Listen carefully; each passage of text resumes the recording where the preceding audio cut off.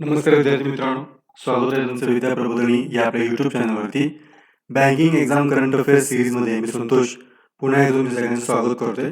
या सीरीजमध्ये आपण आठवड्याच्या ज्या करंट अफेअर्सच्या न्यूज आहेत ते डिस्कस करतोय. आजच्या या व्हिडिओमध्ये आपण 14 जून ते 20 जूनपर्यंत ज्या करंट अफेअर्स आहेत ते आपण डिस्कस करणार आहोत. चला तर व्हिडिओला सुरुवात करूया. आजची आपली जी पहिली न्यूज आहे ती वर्ल्ड ब्लड डोनर डे बद्दलची न्यूज आहे की जो आपण 14 जून रोजी काय करतो की सेलिब्रेट करतो. तर आता बघतोय आपण स्क्रीनवरती की प्रत्येक वर्षी 14 जूनला आपण हा world blood donor day celebrate करण्याचं काम करतो.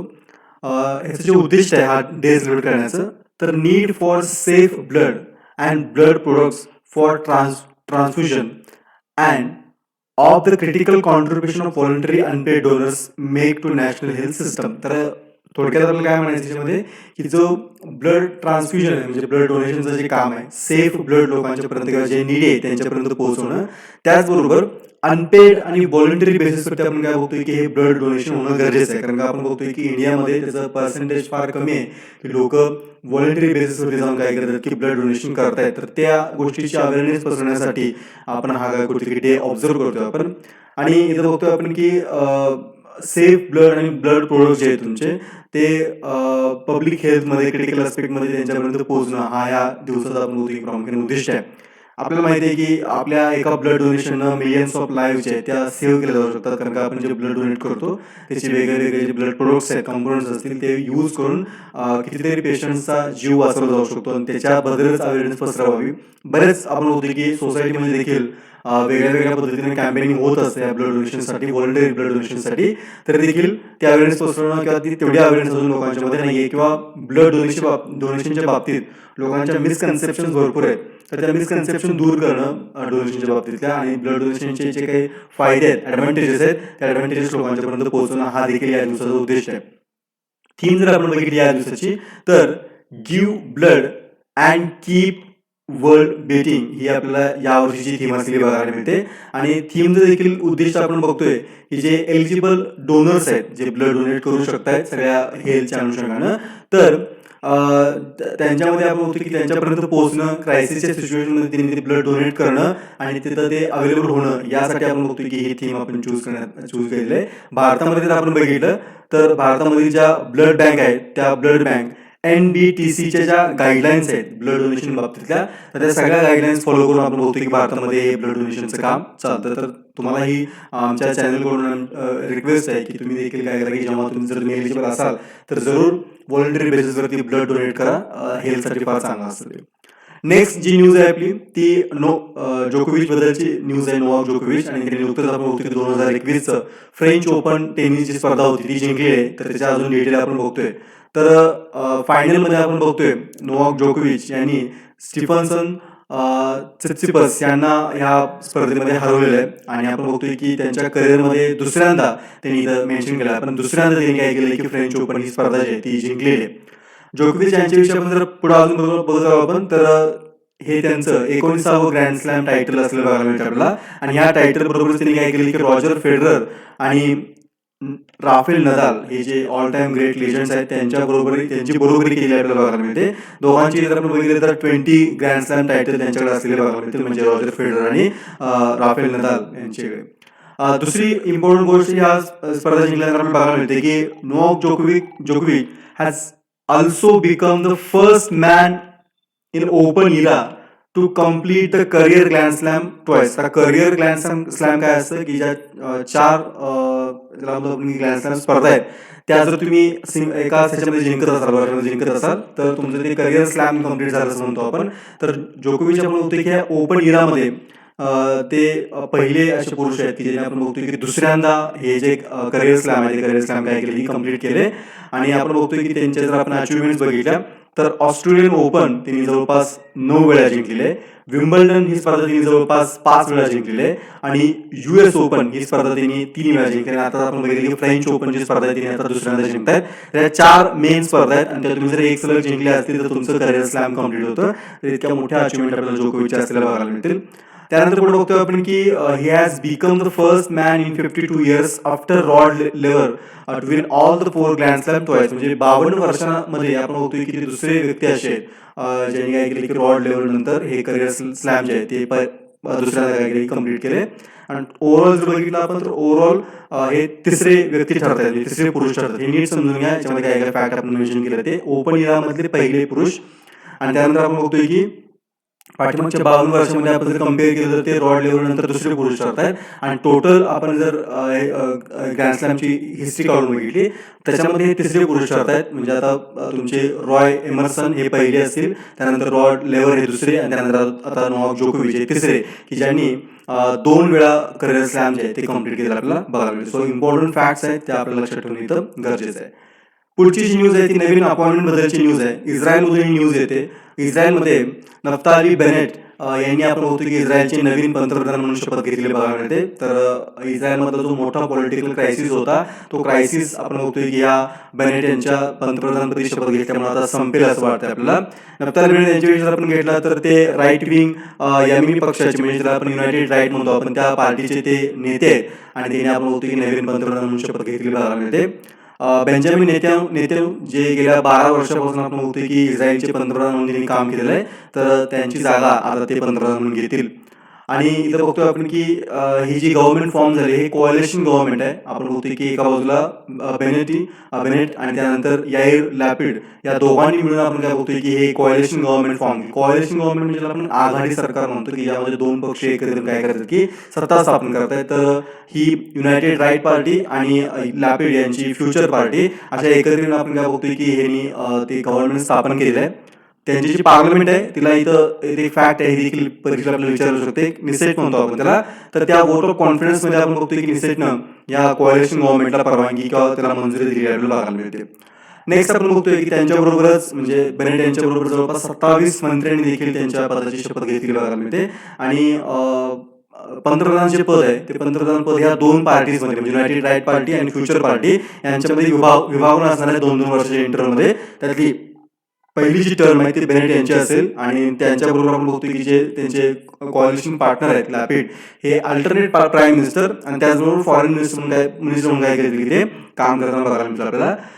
त्यानंतर त्याचबरोबर आपण बघतो की इस्रायलच्या पार्लमेंटनं मिकी लेवी यांची आपण काय बघतो की नवीन स्पीकर म्हणून तिथं आपण गेलेली बघायला मिळते. आणि आताच बोलल्याप्रमाणे आपण की 2 वर्षामध्ये जवळपास 4 वेळा इस्रायलमध्ये ह्या इलेक्शन्स पार पडल्या. आणि जो पॉलिटिकल क्रायसिस होता तो पॉलिटिकल क्रायसिस म्हणून आपण बघतो की ह्या 4 इलेक्शन्स घ्याव्या लागल्या होत्या. मे बी आता ह्या कोअलिशन गव्हर्नमेंट नंतर आपण असं म्हणू शकू की इस्रायलमधला हा पॉलिटिकल क्रायसिस संपेल आणि ही जे गव्हर्नमेंट आहे ते गव्हर्नमेंट फुल टाइम काम करेल. पुढची जी न्यूज आहे ती एका महत्त्वाच्या दिवसाबद्दलची न्यूज आहे. World Elder abuse awareness day बद्दलची ही न्यूज आपल्याला बघायला मिळते, जो की 15 जून रोजी आपण काय करतो की सेलिब्रेट करतो आपण. तर प्रामुख्याने आपण बघतो की प्रत्येक वर्षी 15 जूनला हा डे आपण सेलिब्रेट करतो. युनायटेड नेशननं या दिवसाची आपण काय बघतोय की 15 जूनसाठी घोषणा केलेली आहे. आणि अवेअरनेस जे उद्दिष्ट जे आहे ते उद्दिष्ट प्रामुख्याने दिसते त्या नावाचं दिसतं आपल्याला की जे एल्डर अब्यूज आहेत त्या एल्डर अब्यूजच्या अगेन्स्ट अवेअरनेस पसरवण्यासाठी आपण काय बघतोय की हा जो दिवस आहे तो दिवस आपण सेलिब्रेट करतोय. एस्टॅब्लिशमेंट जर आपण बघितली या दिवसाची तर UNGA यांनी आपण बघतोय की याला ऑफिशियल अॅक्नॉलेजमेंट दिली होती 2011 मध्ये डिसेंबरच्या. आणि तेव्हापासून हा रेग्युलरली आपण काय करतोय की दरवर्षी 15 जूनला हा दिवस आपण सेलिब्रेट करण्याचं काम करतोय. पुढे बघतोय आपण दिस proposition come into picture after the International Network for the Prevention of Elder Abuse requested to first establish the commemoration in 2006. म्हणजे 2006 मध्ये ही जी संस्था आहे INPEA या संस्थेकडनं ही रिक्वेस्ट करण्यात आली होती. त्याच्याकडे एक आपण की अजेंडा पुढे ठेवण्यात आला होता आणि त्याला आपण होतं की मंजुरी मिळाल्यानंतर हा जो दिवस आहे तो दिवस आपण सेलिब्रेट करतोय. आणि एल्डर अब्यूज सगळ्याच प्रकारचा म्हणजे तो फिजिकल अब्यूज असू शकतो, सेक्शुअल अब्यूज असू शकेल, सोशल असेल, सायकोलॉजिकल असेल, फायनान्शियल असेल किंवा निग्लेक्ट इल ट्रीटमेंट ज्याला म्हणतो आपण, त्या सगळ्या प्रकारचा जो अब्यूज आहे तो अब्यूज याच्यामध्ये आपण काय बघतोय त्याच्या अगेन्स्ट अवेअरनेस पसरवण्याचं काम करतोय. या वर्षीची आपण जर थीम बघितली तर थीम आपल्याला बघायला मिळते ऍक्सेस टू जस्टिस. फार महत्वाचं आहे, दिवस पण महत्वाचा आहे आणि त्याचबरोबर आपण बघतो की थीम देखील त्याची महत्वाचं आहे. ऍक्सेस टू जस्टिस अशी आपल्याला या वर्षीची थीम असलेली बघायला मिळते. पुढची जी न्यूज आहे ती ग्लोबल विंड डे बद्दलची न्यूज आहे. तर 15 जूनलाच आपण काय करतो की हा ग्लोबल विंड डे ऑब्झर्व करतो आपण. आणि विंडचा एक्झिस्टन्स जो आहे, कारण का सहसा विंडचा एक्झिस्टन्स तुम्ही इतकं महत्त्वाचं आहे, इतकं महत्त्वाचं आहे. कारण विंडचं महत्त्व जे आहे ते मी वेगळं सांगायची आवश्यकता नाही. आपण जर जॉग्राफिकली, एन्व्हायरमेंटली आपण जर विचार केला तर एक्झिस्टन्स ऑफ विंड जो आहे तो फार इम्पॉर्टंट आहे. कारण का बऱ्याच तुमच्या जॉग्राफिकल प्रोसेस किंवा तुमच्या मेट्रोलॉजिकल प्रोसेस ज्या तुमच्या आहेत त्या विंड्सवरती डिपेंड असतात, आणि जर विंड नसतील तर किती मोठं नुकसान होऊ शकतं हे वेगळं सांगायची आवश्यकता नाही आहे. तर त्या विंडचं एक्झिस्टन्स एक्नॉलेज करण्यासाठी आपण काय करतो, त्याचं इम्पॉर्टन्स एक्नॉलेज करण्यासाठी आपण काय करतो, हा जो 15 जून दिवस आहे तो ग्लोबल विंड डे म्हणून सेलिब्रेट करतो आपण. जो दिवस आहे तो दिवस आपण बघतोय की wind Europe and global wind energy council जे आहे त्यांच्याकडून हा दिवस काय केला जातो की ऑर्गनाईज केला जातो. आणि नॉन पोल्युटिंग आणि रिन्युएबल सोर्स म्हणून जो आपण बघतो की त्या दृष्टीने देखील आपण विंडकडे बघतो, तर त्याचं इम्पॉर्टन्स मार्क डाऊन करण्यासाठी आपण हा दिवस सेलिब्रेट करतो. त्याचबरोबर जे यंगस्टर्स आहेत त्यांच्यामध्ये देखील ह्या विंड एनर्जीचे जे ॲडव्हान्टेजेस आहेत त्या ॲडव्हान्टेजेस त्यांच्यासमोर आणणं, आणि विंड एनर्जी हा कसा क्लिनेस्ट आणि चीपेस्ट सोर्स आहे एनर्जीचा हा त्यांच्यासमोर आणण्यासाठी देखील आपण काय करतो की 15 जून जो दिवस आहे तो ग्लोबल विंड डे म्हणून आपण सेलिब्रेट करतोय. नेक्स्ट जी न्यूज आहे ती महत्त्वाची न्यूज आहे. आपण कारण पाठीमागच्या 2 व्हिडिओमध्ये आपण फेसबुककडनं असेल किंवा व्हॉट्सअपकडनं असेल किंवा वेगळे जे तुमचे OTT प्लॅटफॉर्म्स आहेत त्यांच्याकडून एक ग्रीव्हन्स ऑफिसर त्यांच्याकडे अपॉइंट केलेला बघायला मिळत होता. आता अर्जुन कुमार यांची आपण बघतोय की as a chairperson of grievance redressal body जे आहे, म्हणजे गव्हर्नमेंटने जो नवीन लॉ आणले होते डिजिटल प्लॅटफॉर्मसाठीचे, तर त्याच्यासाठीच ह्या लोकांनी त्यांचे ग्रीव्हन्स ऑफिसर अपॉइंट केले होते. आणि आता आपण बघतोय की गव्हर्नमेंटकडून देखील आपल्याकडं अर्जुन कुमार यांची ग्रीव्हन्स रिएड्रेसल बॉडीच्या चेअरमनपदी अपॉइंटमेंट होताना बघते, जो की OTT प्लॅटफॉर्मवरती नजर ठेवण्याचं काम करतोय. अर्जुन कुमार सिकरी हे जे आहे ते फॉर्मर सुप्रीम कोर्टचे जज आहेत, इम्पॉर्टंट पोस्टवरती त्यांनी पूर्वी काम केलेलं आहे. आणि आता ते ग्रीव्हन्स रिएड्रेसल बॉडी जी आहे, जी recently digital publisher content grievance council जे आहे, त्याचं नाव आता तुम्ही लक्षात ठेवणं गरजेचं आहे. नाव काय त्याचं, तर digital publisher content grievance council ज्याला म्हणतात, तर शॉर्टमध्ये आपण त्याला DPCGC म्हणतो आपण.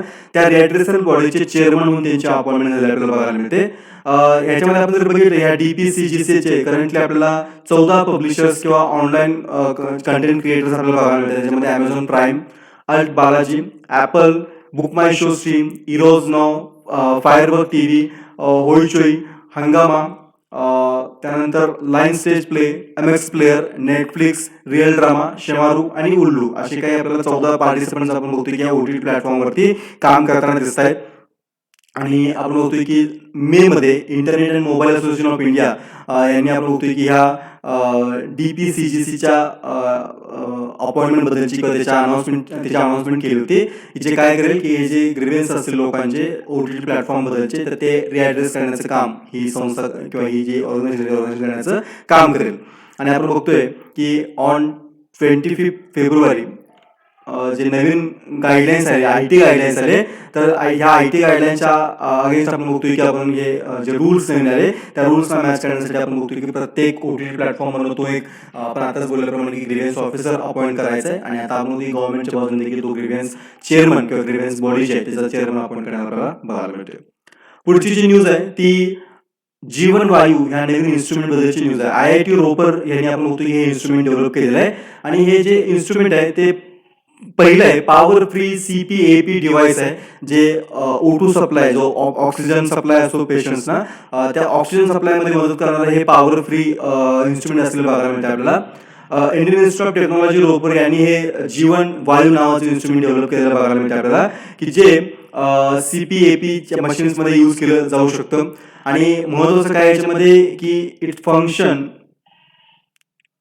विदाउट इलेक्ट्रिसिटी, हे तर फार इम्पॉर्टंट फॅक्ट आहे, आपल्याला माहिती असलं पाहिजे. आणि याच्यामध्ये आपण दोन्ही प्रकारचे काम करू शकतो. ऑक्सिजन जनरेशन युनिट्स म्हणजे O2 सिलेंडर्स जे आहेत ते O2 सिलेंडर्स आणि ऑक्सिजन पाईपलाईन्स या दोन्ही ठिकाणी आपण काय करू शकतो की हे जे इन्स्ट्रुमेंट आहे ते इन्स्ट्रुमेंट यूज केलं जाऊ शकतं. आणि इथं बघतो आपण जे कंटिन्युअस पॉझिटिव्ह एअरवे प्रेशर जे आहे ते आपण ट्रीटमेंटमध्ये यूज करतो. आपण ज्यांना ब्रिदिंग प्रॉब्लेम आहे येतात ते ऑक्सिजन सिलेंडरवरती काम करत आहेत. आणि इन्फंट जे असतात ज्यांचे लंग कॅपॅसिटी देखील कमी असते, अशा सगळ्या ठिकाणी आपण काय बघतोय की जीवनवायूचा उपयोग केला जातो, जो काय करतो हाय फ्लो ऑक्सिजन, की ज्याचं प्रमाण जे आहे ते 20 to 60 LPM इतकं असतं. तर तो हाय फ्लो ऑक्सिजन मेंटेन करण्यासाठी आपण काय बघतोय की हे जे जीवनवायू इन्स्ट्रुमेंट आहे ते इन्स्ट्रुमेंट यूज केलं जाऊ शकतं. तर त्याच्याबद्दलची ही न्यूज आपल्याला असली बघायला मिळते. पुढची जी न्यूज आहे ती CSIR यांच्याबद्दलची न्यूज आहे. आणि त्यांनी आपण बघतोय की नुकतंच अँथम बायोसायन्स यांच्याबरोबर एक ज्याला म्हणतो आपण की त्यांच्याबरोबर त्यांनी ट्रीटी साईन केलेली आहे. त्याच्या अंतर्गत ही लोक अँटी कोविड ड्रग जे ज्याला आपण 2DG म्हणतो आपण, याच्याविषयी आपण पाठीमागच्या व्हिडिओमध्ये माहिती घेतली होती. तर ही अँटी कोविड ड्रग 2G याच्या निर्मितीसाठी आपण काय बघतोय की CSIR आणि अँथम बायोसायन्स यांच्यामध्ये हे करार झालेला बघायला मिळतो आपल्याला. CSIR Indian Institute of chemical technology, ज्याला आपण IICT हैदराबाद म्हणतो आपण, ही बेंगळुरू बेस्ड एक बायोफार्मिकल कंपनी आहे आणि अँथम बायोसायन्स प्रायव्हेट लिमिटेड यांच्यामध्ये हे अग्रीमेंट झालेलं आपल्याला बघायला मिळते.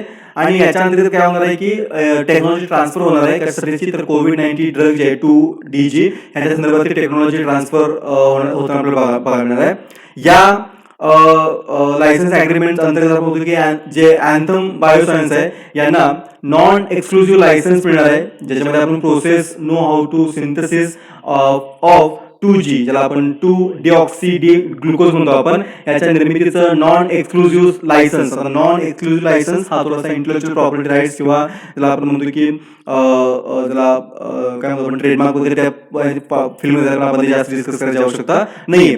आता जर आपण पाठीमागच्या व्हिडिओमध्ये डिस्कस केलं होतं की हे जे 2G ड्रग जे होतं, DG ड्रग जे होतं, त्याचे रिपोर्ट फार चांगले होते, कारण की ह्याच्या यूजमुळं ऑक्सिजन डिपेंडन्सी फार मोठ्या प्रमाणात कमी झाली होती, की जी पेशंट्स आहेत जे मॉडरेटली सफर करतायत किंवा जे सिव्हिअरली सफर करतायत, अफेक्टेड आहेत कोविडमुळं, त्यांच्यामधील ही जी ऑक्सिजनची डिमांड आहे किंवा ऑक्सिजनच्या वरती असणारी त्यांची डिपेंडन्सी आहे ती फार मोठ्या प्रमाणात या ड्रगमुळे कमी झाली आपल्याला बघायला मिळते. आणि त्याच्या निर्मितीसाठी आपण बघतो की कमर्शियल स्टेटवरती निर्मितीसाठी आपण काय बघतोय की अँथम बायोसायन्स आणि यांच्यामध्ये करार झालेला बघायला मिळतोय. तर लवकरच ते आपल्याला आपण बघितलं होतं की हे जे तयार आहे त्याचे जे फॉर्मेशन आहे ते फॉर्मेशन CSIR आणि रेड्डी लॅबोरेटरी यांच्यामध्ये झालं होतं. आता आपण बघतो की अँथम बायोसायन्सची त्यामध्ये एंट्री होताना दिसते.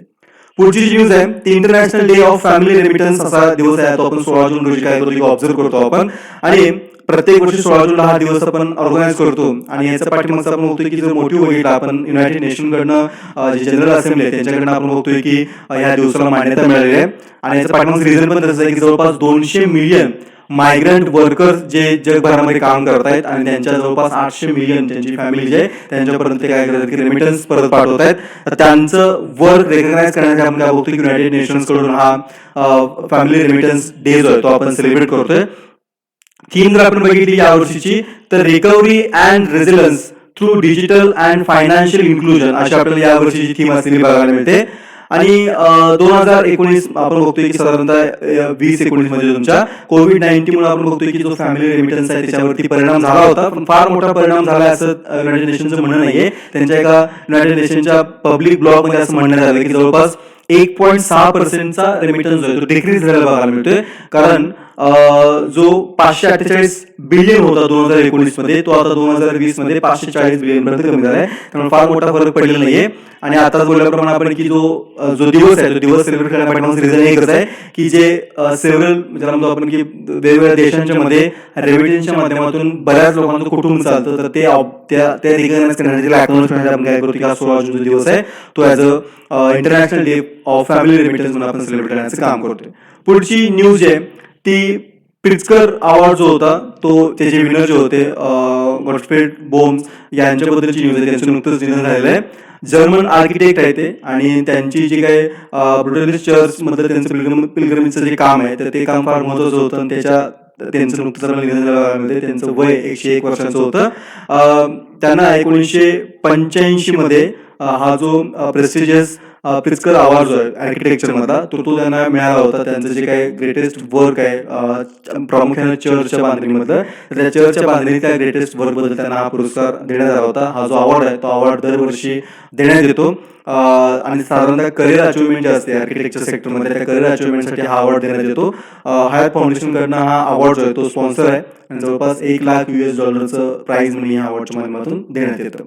पुढची न्यूज आहे ती बिजेंद्र गोयल यांच्याबद्दलची न्यूज आहे की ज्यांची आपण बघतो की इंडियन डेल्फिक काउन्सिलच्या प्रेसिडेंट पदी त्यांची अपॉइंटमेंट झालेली बघायला मिळते आपल्याला. जे पूर्वी आपण बघतोय की झारखंड गव्हर्नमेंटमध्ये ॲज अ स्पेशल रिप्रेझेंटेटिव्ह म्हणून ते काम करत होते आणि आता नुकतेच त्यांच्या डेल्फिक काउन्सिलच्या जे डेल्फिक मुवमेंट आहे इंडियन मुवमेंट आहे त्याच्या प्रेसिडेंटपदी त्यांची अपॉइंटमेंट झालेली आपल्याला बघायला मिळते. त्यानंतर आपण बघतोय की याच्यामध्ये की जे गोयल आहेत ते त्याच्या आधी आपण बघतो की national council on disaster management इथे त्यांनी काम केलेलं आहे. त्याचबरोबर मेंबर ऑफ काउन्सिल ऑफ बीर ती केंद्रजीत युनिव्हर्सिटी जी आहे मणिपूरची, तिथे त्यांनी काम केलं बघायला मिळते आपल्याला. त्यांनी तिथं जे earthquake on site early warning technology जी आहे त्याच्यावरती त्यांनी काम केलं बघायला मिळते. आणि त्यानंतर त्याचबरोबर तिने आपण बघतोय की south Asian affairs on international Delphi council याच्या ॲडवायझर पदी देखील त्यांनी काम केलं आपल्याला बघायला मिळते. ही जी इंटरनॅशनल डेल्फी काउन्सिल आहे ही voluntary, not for profit, non political, non religious अशी ग्लोबल ऑर्गनायझेशन आहे, जी काय काम करते की जे आपण बघतोय की कल्चरल आयडेंटिटीज ज्या असतील, ज्या मेनफिस थीम्स असतील, पब्लिक डेल्फी गेम्स असतील, याच्या संदर्भात आपण काय बघतोय की काम करणारी संस्था आहे. त्याच्या प्रेसिडेंटपदी आपल्याला बिरेंद्र गोयल यांची अपॉइंटमेंट बघायला मिळते. नेक्स्ट न्यूज क्रिस्टियानो रोनाल्डो बद्दलची आहे, ज्यांनी गोल स्कोरिंगच्या बाबतीत एक नवीन रेकॉर्ड केलेला आहे बघायला मिळते आपल्याला.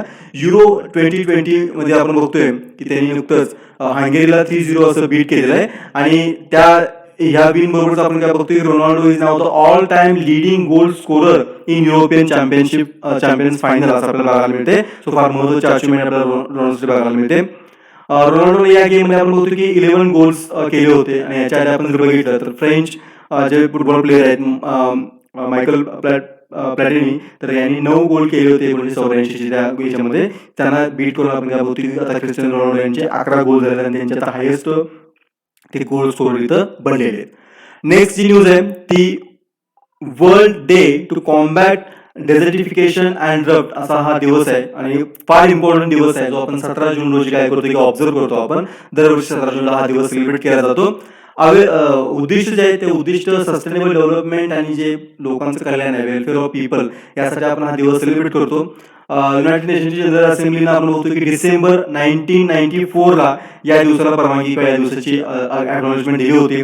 आणि प्रामुख्याने उद्दिष्ट हेच होतं की कॉपरेशन रिक्वायर्ड टू कॉम्बॅट डेझर्टिफिकेशन. डेझर्टिफिकेशन हा काय असतं, तर आपण बघतो की जी जगभरामध्ये असणारी जी वाळवंट आहे ती वाळवंटाचा आकार वाढतोय.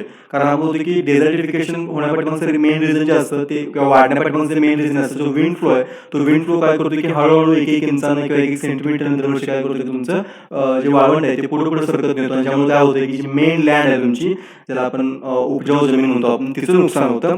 तर ते डिझर्टिफिकेशन थांबवण्यासाठी तुम्हाला काही मेजर्स घ्यावे लागतात. तुम्हाला प्लांटेशन आणि बाकीच्या गोष्टींचे मेजर्स घ्यावे लागतात. तर त्याच्या संदर्भात अवेअरनेस पोहोचण्यासाठी आपण काय बघतो की हा वर्ल्ड डेझर्ट कॉम्बॅट डेझर्टिफिकेशन डे आपण ऑब्झर्व करतो आपण, ठीक आहे ना. तर इथेच आपण तेच बघतोय की युनायटेड नेशनची जनरल असेंब्ली आहे ती आपण बघतोय की ह्या कन्झ्युम्शन ऑफ लँड आणि तुमच्या डेझर्टिफिकेशन यांच्यामध्ये जे रिलेशन आहे ते रिलेशन मार्क डाऊन करण्यासाठी काय करते, ह्या दिवसाचा वापर करते. थीम जर आपण बघितली यावर्षीची, तर थीम आपण बघतो की restoration land and recovery, we build back better with healthy land, अशी आपल्याला यावर्षीची कोविडच्या ह्याच्यामध्ये आपल्याला ती थीम आपल्याला असलेली बघायला मिळते. पुढची जी न्यूज आहे ती परत आपल्याला मायक्रोसॉफ्ट मधून येताना दिसते. मायक्रोसॉफ्टने काय केलं की नुकतंच सीईओ जे आहे त्यांचे सत्या नडेला यांची ॲज अ चेअरमन म्हणून अपॉइंटमेंट केली बघायला मिळते आपल्याला. जॉन थॉम्सन जे आधी चेअरमन म्हणून काम करत होते, तर त्यांच्या जागी आता मायक्रोसॉफ्ट कॉर्पोरेशनचे चेअरमन म्हणून काम करतील, तर सत्या नडेला काम करतील. 2014 मध्ये सत्या नडेला यांनी मायक्रोसॉफ्टचे सीईओ म्हणून चार्ज घेतला होता. तो चार्ज त्यांनी स्टीव्ह बाल्मर यांच्याकडून घेतला होता. हे देखील फार महत्त्वाची फॅक्ट आहे इथं. आणि तेव्हापासून आपण बघतो की सत्या नडेला यांनी फार इम्पॉर्टंट रोल मायक्रोसॉफ्टमध्ये प्ले केलेला आहे. आणि फार मोठी ग्रोथ तुम्हाला मायक्रोसॉफ्टमध्ये त्यांच्या नंतर दिसते. त्याचबरोबर लिंक्डइनचं ॲक्विजिशन असेल, न्यूसन्स कम्युनिकेटर्सचा ॲक्विजिशन असेल किंवा झेनिमॅक्सचं ॲक्विजिशन असेल, अशा काही मोठ्या डील्स देखील त्यांच्या कारकिर्दीमध्ये पार पडलेले दिसतात आपल्याला. जॉन थॉम्सन जे आहेत ते आता काय करतील की ॲज अ इंडिपेंडंट लीड डिरेक्टर म्हणून काम करतील. आणि चेअरमनमध्ये आपल्याला सीईओ काम करताना सत्या नडेला काम करताना बघायला मिळतील. नुकतंच आपण बघतोय की जे गेट्स आहेत, बिल गेट्स आहेत, त्यांनी आपण बघतोय की सगळ्या प्रकारच्या बोर्ड भरून त्यांनी स्टेप डाऊन केलेले आहे. आणि त्यांचं असं म्हणणं आहे की त्यांना त्यांच्या ज्या फिलॉन्थ्रॉपिक ॲक्टिव्हिटीज आहेत, बिल अँड मिलिंडा गेट्स यांची जी फाउंडेशन आहे ही जगातली सगळ्यात मोठी फिलॉन्थ्रॉपिक फाउंडेशन आहे. तर त्याच्या चॅरिटीवरती त्यांना काम फोकस करतात. त्यामुळे त्यांनी सगळ्या प्रकारच्या कामातून निवृत्ती घेतलेली बघायला मिळते आपल्याला. इम्पॉर्टंट काही फॅक्ट्स असतील की मायक्रोसॉफ्टचं जे फाउंडेशन आहे ते 4 एप्रिल 1975चं आहे. हेडक्वार्टर वॉशिंग्टन US मध्ये असलेलं बघायला मिळते आपल्याला. फाउंडर्स जे होते ते बिल गेट्स आणि पॉल एलन हे 2 फाउंडर्स आपल्याला असलेलं बघायला मिळतील. पुढची जी न्यूज आहे ती विप्रो बद्दलची न्यूज आहे. विप्रोनं आपण बघतोय की वर्ल्ड इकॉनॉमिक फोरम बरोबर एक पार्टनरशिप केलेली आहे, ज्याच्यामध्ये आपण बघतोय की न्यू वर्ल्ड स्टँडर्ड्स इनिशिएटिव्ह याच्या अंतर्गत घेतले जाणार आहेत. आणि IT मध्ये आपण बघतोय की फार मोठी कंपनी आहे आणि त्यांना हे इकॉनॉमिक फोरम जो आहे, वर्ल्ड इकॉनॉमिक फोरम, त्यांच्यावर पार्टनरशिप केलेली आहे. आणि याच्यामार्फत काय करणार की ते हेल्दी, रेझिलियंट आणि इक्विटेबल फ्युचर ऑफ वर्क याच्यावरती काम करणार आहेत. आणि हे इनिशिएटिव्ह आपण बघतोय की विप्रोच्या माध्यमातून घेतलेले इथे बघायला मिळतील. पुढची न्यूज आहे, फार महत्त्वाची न्यूज आहे. जो बिडन आणि मॉरिस जॉन्सन यांच्यामध्ये आपण बघतो की न्यू अटलांटिक चार्टर जो आहे त्याच्यावरती सिग्नेचर या दोघांनी केलेलं बघायला मिळतं आपल्याला. काय हा चार्टर आहे, तर आपण बघतो की US प्रेसिडेंट आणि UKचे प्राईम मिनिस्टर यांनी हे अटलांटिक चार्टर साईन केलेलं बघायला मिळतं आपल्याला. जे ओरिजिनल डॉक्युमेंट होतं ते 80 वर्षापूर्वीचं होतं आणि त्या डॉक्युमेंटवरती आपण जर बघितलं त्यावेळेचे इंग्लंडचे पंतप्रधान विन्स्टन चर्चिल आणि USचे प्रेसिडेंट फ्रँकलिन डी रुझवेल्ट यांचं 1941 ला 1941 त्यावरती सिग्नेचर झालं होतं. आणि त्यानंतर आपण बघतोय की आता पुन्हा त्याच्यावरती परत ते सिग्नेचर होतं त्याच्यामध्ये. आणि हिस्टॉरिक डिक्लेरेशन होतं ज्याच्यामध्ये आपण बघतोय की दोन्ही कंट्रीजच्या जे स्पेशल रिलेशनशिप आहे त्याच्यावरती भाष्य करणारे हे डॉक्युमेंट किंवा हे चार्टर असल्याला आपल्याला बघायला मिळते. ज्या कॉम्युनिटीज आहेत दोन्हीच्या मधल्या असणाऱ्या ज्या कॉमन गोष्टी असतील अटलांटिक चार्टर बद्दलच्या त्याच्यावरती लॉंग टर्म साठी एक आलाय म्हणून ते लोक काम करतात आणि त्याच्यासाठी आपण बघतोय की हे जे सिग्नेचर आहे न्यू अटलांटिक चार्टर ते साईन झालेलं आपल्याला बघायला मिळते. नेक्स्ट न्यूज आहे ती इंडिया आणि ADB बद्दलची. ADB म्हणजे एशियन डेव्हलपमेंट बँक. तर यांच्यामध्ये आपण बघतोय की एक लोन पॅक झालेला बघतोय नुकताच, जो तामिळनाडू मधला इंडस्ट्रियल कॉरिडॉर प्रोजेक्ट आहे. तर त्यासाठी जवळपास $484 मिलियन हे लोन पॅक साईन झालेला आपल्याला बघायला मिळतोय. फार इम्पॉर्टंट न्यूज आहे. इंडियन गव्हर्नमेंट आणि ADB मध्ये हा एशियन डेव्हलपमेंट बँक यांच्यामध्ये आपण बघतोय की ट्रान्सपोर्ट कनेक्टिव्हिटी जी आहे ह्या इंडस्ट्रियल पार्क मध्ये, तर त्याच्या डेव्हलपमेंटसाठी आपण बघतो की हा जवळपास $484 मिलियनचा हा अग्रीमेंट झालेला आहे. चेन्नई टू कन्याकुमारी हा जो इंडस्ट्रियल कॉरिडॉर आहे तामिळनाडूमधला त्याच्यामध्ये ही ट्रान्सपोर्ट फॅसिलिटी डेव्हलप केली जाणार आहे. याच्या अंतर्गत आपण बघतोय की हा जो CKIC म्हणजेच चेन्नई कन्याकुमारी इंडस्ट्रियल कॉरिडॉर हा इंडियाच्या ईस्ट कोस्ट इकॉनॉमिक कॉरिडॉर जो आहे त्याचाच एक पार्ट आहे, जो की आपण बघतोय वेस्ट बेंगॉल पासून तामिळनाडू पर्यंत स्ट्रेच झालेला आहे. आणि ह्याच्या मार्फत आपण बघतोय की प्रोडक्शन नेटवर्क्स असतील साऊथ ईस्ट आणि ईस्ट एशिया यांच्यामध्ये जे प्रोडक्शन नेटवर्क्स आहेत ते स्ट्रेंथनिंग करण्यासाठी आपण काय बघतोय की हा जो ईस्ट कोस्ट इकॉनॉमिक कॉरिडॉर आहे तो बिल्ड करण्याचं काम चालू आहे. आणि ह्या सगळ्या प्रोजेक्टमध्ये कुठल्या ईस्ट कोस्ट इकॉनॉमिक कॉरिडॉर आहे त्याच्यामध्ये आपण बघतोय की ADB जे म्हणजे एशियन डेव्हलपमेंट बँक जी आहे ती लीड पार्टनर आपल्या गव्हर्नमेंटच्या असलेली बघायला मिळते. त्याच्या अंतर्गत तिने हा निधी मंजूर केलेला आहे. 590 किलोमीटरचा हा स्टेट हायवे असणार आहे, जो की काय करेल की जवळपास 23 डिस्ट्रिक्ट जे आहेत त्या 23 डिस्ट्रिक्ट मधून हा हायवे जाताना आपल्याला बघायला मिळतो. 32 डिस्ट्रिक्ट पैकी 23 डिस्ट्रिक्ट याच्यामध्ये कव्हर होताना दिसत आहेत. आणि याच्यामार्फत आपण बघतोय की जे ट्रान्सपोर्ट गेटवेज असतील, कन्झम्पशन सेंटर्स असतील, लॉजिस्टिक सपोर्ट असेल तुमचा, या सगळ्या गोष्टींसाठी आपण काय बघतोय की हा जो हायवे किंवा जो कॉरिडॉर आहे तो कॉरिडॉर हेल्प करताना आपल्याला बघायला मिळणार आहे. पुढची न्यूज आहे ती CBSE आणि AICTE बद्दलची न्यूज आहे की त्यांचं हे जॉईंट एक इनोव्हेशन अँबॅसेडर प्रोग्राम असणार आहे. तो कशासाठी असणार आहे, तर जे टीचर्स आहेत त्या टीचरचा हा ट्रेनिंग प्रोग्राम असणार आहे. बघा काय नेमकं याच्यामध्ये, तर CBSE आणि AICTE मध्ये हा नुकताच आपण बघतोय की MOU साईन झालेला बघायला मिळतोय. आणि ह्याच्यामध्ये काय होणार आहे की train and engage school students and teacher in various initiative for skill enhancement. टीचरच्या स्किल एनहान्समेंटसाठी आपण काय बघतोय की हे जॉईंट त्यांच्यामध्ये प्रोग्राम असणार आहे.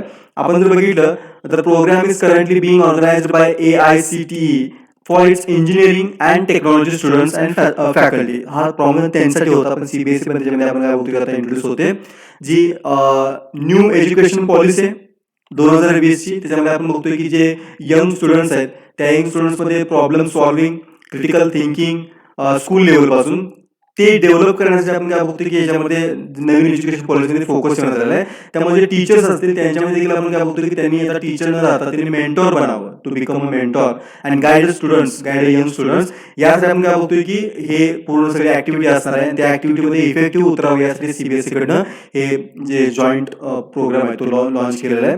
आता आपण बोलल्याप्रमाणे की हा इनोव्हेशन अँबॅसेडर प्रोग्राम जो असणार आहे तो प्रामुख्याने CBSE आणि AICTE यांच्यामध्ये आपल्याला असलेला बघायला मिळतोय. या प्रोग्राम अंतर्गत आपण बघतोय की जे टीचर्स असतील त्यांना खालील ज्या गोष्टी त्यांच्यामध्ये ट्रेन केल्या जाईल त्या गोष्टी कोणत्या कोणत्या असतील, तर design thinking and innovation, idea generation, ideal hand holding, intellectual property rights, products, prototypes, development and finance, sales आणि HR असे जे काही वेगवेगळे ऍस्पेक्ट्स आता शाळांमध्ये शिकवले जाणार आहेत. तर त्या संदर्भात आपण काय बघतोय की हे CBSE स्कूलचे जे टीचर्स असतील त्यांना त्या दृष्टीने ट्रेन करण्याचं काम होणार आहे. इतर काय फॅक्ट्स जर आपण बघितले आपल्या एक्झाम दृष्टीने महत्वाच्या, तर जी न्यू एज्युकेशन पॉलिसी आहे 2020ची ती 29 जुलै 2020 ला आपण काय बघतोय की कॅबिनेटनं त्या पॉलिसीला अप्रुव्हल दिलेलं आहे. पुढे बघतोय आपण ही जी न्यू एज्युकेशन पॉलिसी आहे ती 1986 ची जी ओल्ड एज्युकेशन पॉलिसी असेल त्याला रिप्लेस करण्याचं काम करेल. त्यानंतर आपण बघतोय की CBSE चा long form central board of secondary education, ज्याच्या आता चेअरपर्सन मनोज आहुजा म्हणून काम करतायत. CBSEचं हेडक्वार्टर जे आहे ते न्यू दिल्लीला असलेलं बघायला मिळतं आपल्याला.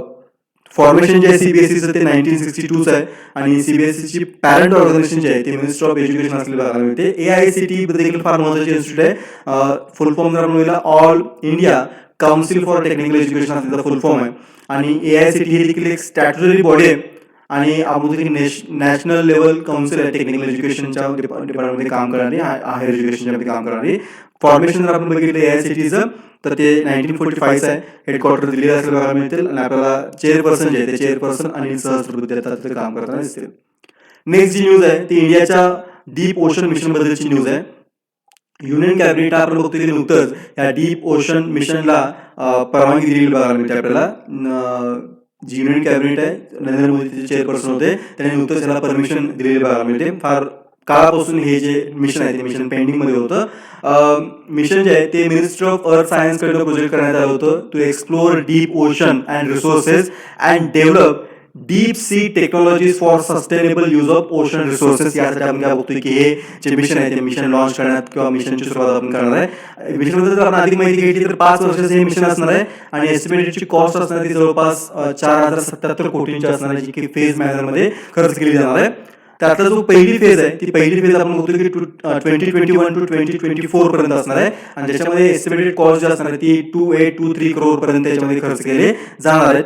ऑब्जेक्टिव्ह जर आपण बघितला तर इथं आपण बघतो की जी भारताची ब्लू इकॉनॉमी आहे, ब्लू इकॉनॉमी सांगायची पद्धत म्हणजे वेगळी गरज नाहीये, समुद्राच्या वरती डिपेंड असणारी भारताची जी इकॉनॉमी आहे तर त्याच्यामध्ये आपण काही जे नवीन इनिशिएटिव्ह आणू शकू त्याच्यासाठी आपण काय बघतो की हे जे डीप ओशन मिशन आहे ते आपण लॉन्च करणार आहे. आणि आपण बघतोय की मिनिस्टर ऑफ अर्थ सायन्स कडनं आपण बघतोय की हे जे काही मिशन आहे ते मिशन लॉन्च केलं जाणार आहे.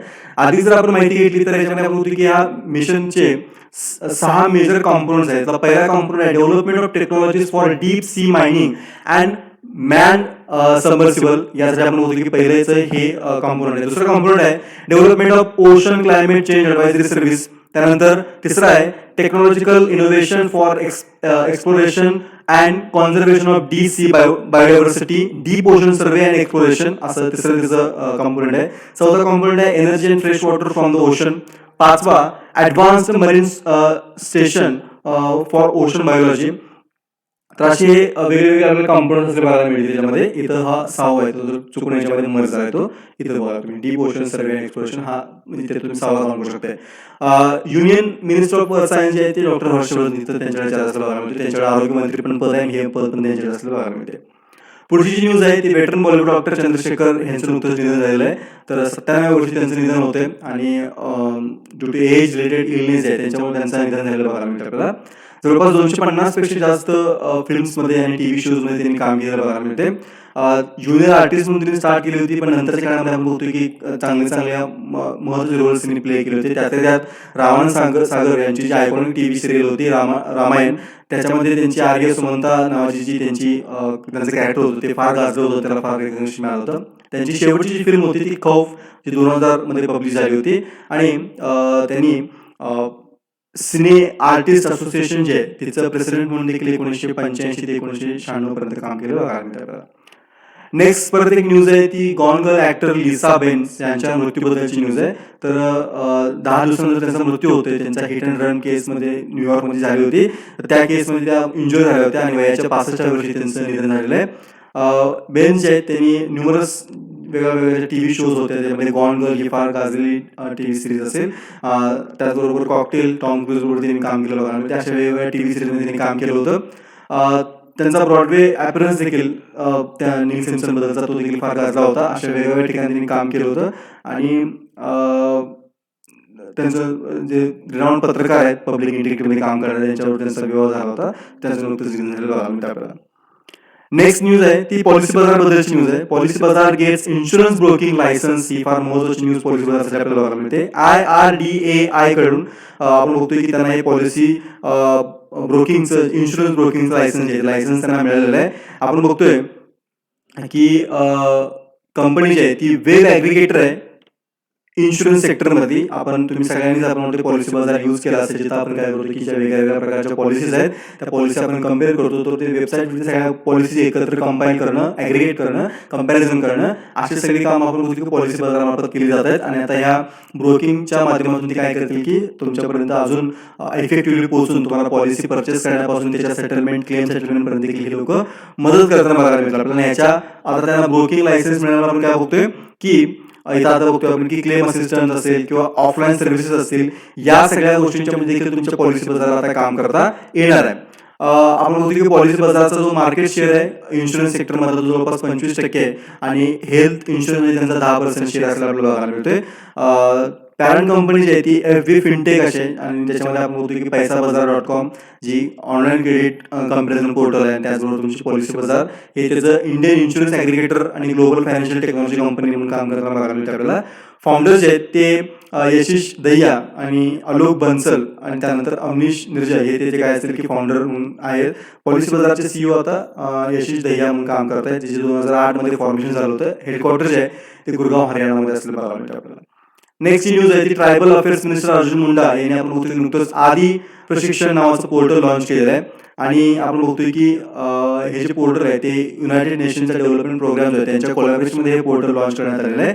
Aadi Prashikshan training for tribal is an initiative to reach the remotest area using information technology so the tribal communities are able to have access to their right and benefits असं त्याचं उद्दिष्ट आहे. तर ट्रायबल कम्युनिटीमध्ये जे remote area आहे त्या remote एरियापर्यंत information टेक्नॉलॉजीचा वापर करून तो पोहोचणं आणि तिथपर्यंत ट्रेनिंग प्रोव्हाइड करणं आपण बघतो या आधी प्रशिक्षणाचा हेतू असलेला आपल्याला बघायला मिळतोय. It is an effort to bring training institution, organisation, expert and trainers together. तर हे फार महत्त्वाचं आहे. जे ट्रेनिंग इन्स्टिट्यूट्स आहेत, ऑर्गनायझेशन्स आहेत ज्यांना ट्रेनिंगची गरज आहे, एक्सपर्ट्स असतील, ट्रेनर्स असतील, या सगळ्यांना एकत्र करण्यासाठी आपण काय बघतो की हे आदी प्रशिक्षण नावाचं पोर्टल जे आहे ते पोर्टल लॉन्च केलेलं आपल्याला बघायला मिळते.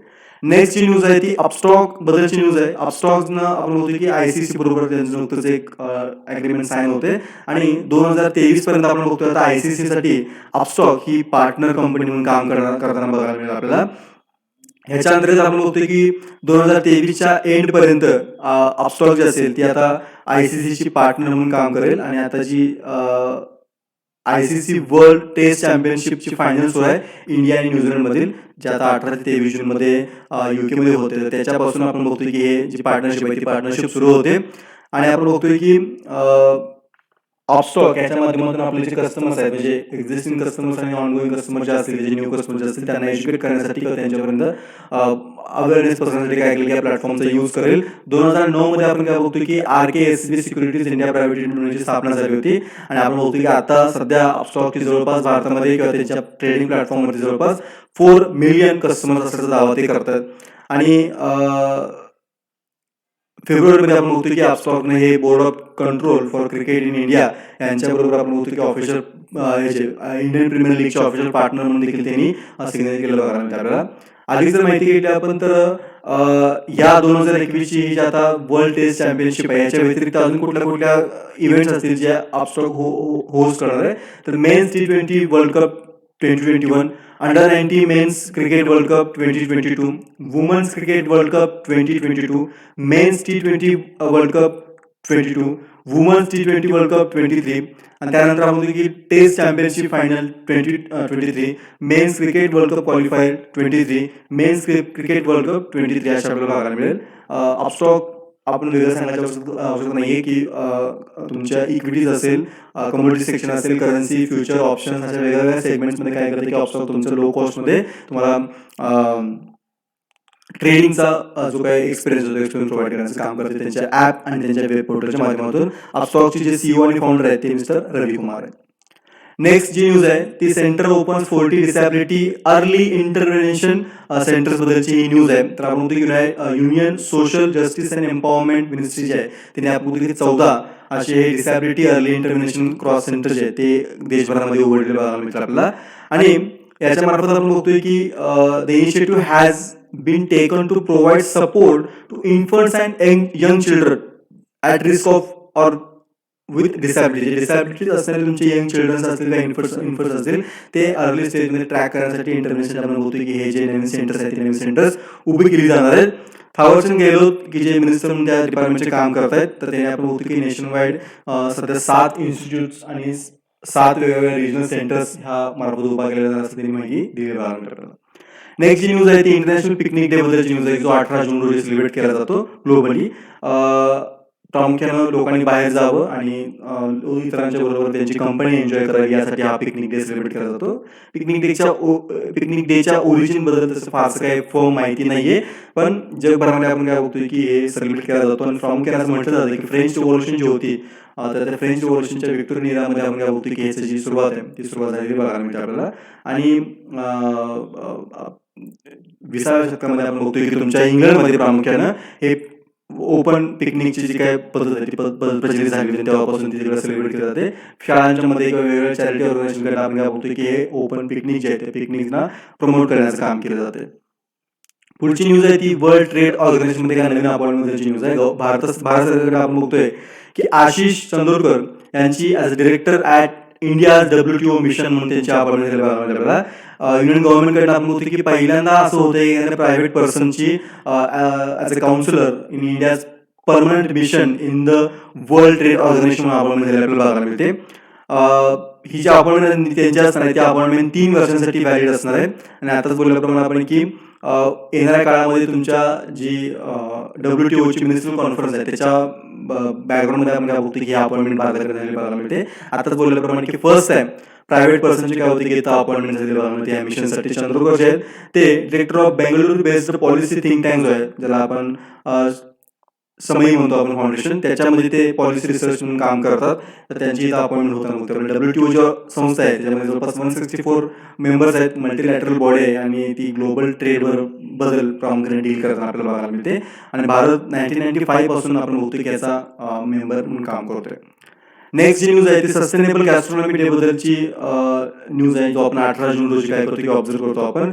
जो सस्टेनेबल गॅस्ट्रॉनॉमी डे आहे तर तो जो आहे तो gastronomy as a cultural expression related to nature as well as cultural diversity of the world यासाठी आपण काय बघतो की हा डे आपण सेलिब्रेट करतो. तर cultural and civilisation contributors of crucial enable sustainable development throughout the planet हा देखील आपण बघतोय की ते रिअफर्म करण्यासाठी हा डे आपण सेलिब्रेट करतो. 2016 आपण बघतो की युनायटेड नेशननं एक जनरल असेंब्लीने एक रिझोल्युशन पास केलं होतं तेव्हापासून हा जो गॅस्ट्रॉनॉमी सस्टेनेबल डे आहे तो आपण सेलिब्रेट करण्याचं काम करतो.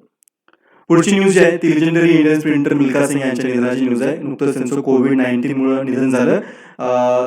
91 वर्षाचे होते ते आणि गेल्या काही दिवसांपूर्वीच त्यांच्या पत्नीचं देखील कोविडमुळे निधन झालं होतं आणि आता त्यांचं निधन होते COVID-19 मुळे.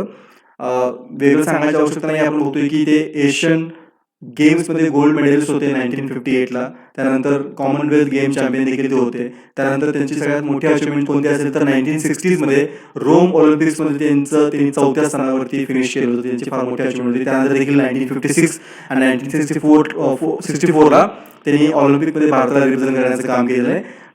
1959ला त्यांना पद्मश्री पुरस्काराने सन्मानित करण्यात आलं होतं. तर या वीकच्या ज्या करंट अफेअर्सच्या न्यूज आहेत त्या आपण इथे डिस्कस केल्या आहेत. काही शंका असेल तुम्ही काही कमेंट बॉक्समध्ये मेन्शन करू शकता. चॅनल आवडले असल्यास तुम्ही चॅनलला सबस्क्राईब करा, व्हिडिओ आवडल्यास लाईक करा आणि तुमच्या मित्रांच्यापर्यंत शेअर करा. Thank you very much.